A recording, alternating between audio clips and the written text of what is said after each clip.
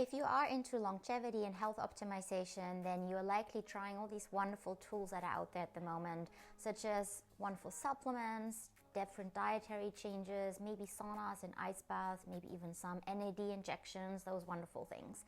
But how do you know you're doing it right? Now, if you really want to upgrade your health and make sure that you're on the right track, you might also want to do some predictive biomarker testing. And those are tests that you can measure in a normal blood panel that you probably have from your doctor that can show you how well you're aging and whether you are on the right track or maybe going down the wrong path. And the great thing about them is that you can also then make targeted changes. So there's also other biological clocks that look at something called methylation of your DNA. And then you just don't, and they're kind of the fancy new version of it, and they're also really expensive.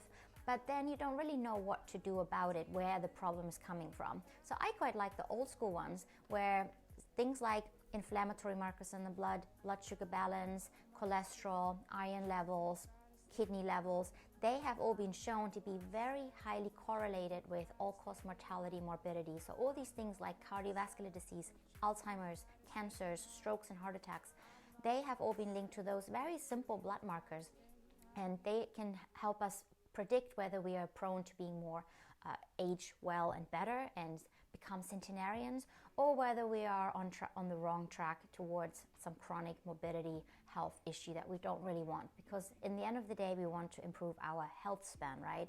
Now, the next step with these predictive biomarkers is that you want to make sure that they are in optimal ranges. So let's say you got these biomarkers from your GP: inflammation, blood sugar, iron levels, cholesterol. Then you want to make sure that they're actually not just in the normal range, but in the optimal range. Reason being is that even though they might be in the normal range, they could be in the top end of the range that already contributes to rusting of the body, causes low-grade micro damage, and isn't linked to long-term health. So if you want to use these very simple, super cheap markers, then make sure that they're in optimal ranges, and then you can really make proactive choices, become the CEO of your own health journey, and really change what you do without obsessing about it, because maybe you're already doing everything right. I hope you found this helpful. I would love to know in the comments below if you have any questions, if you want me to elaborate on any other topics.